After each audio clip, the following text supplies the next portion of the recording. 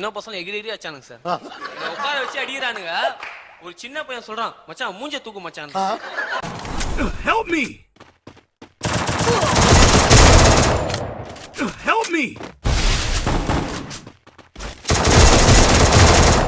அவங்கள்ட்ட காட்டினாங்க பாருமா, அவங்களுக்கு சாவ காமிச்சிடணும்.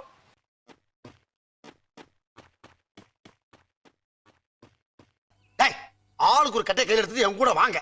நான் வெட்டும் போது என் கூட சேர்ந்து அடிச்சு காலி பண்ணிருங்க. இதுதான் இன்னைக்கு உங்களுக்கு முதல் டியூட்டி.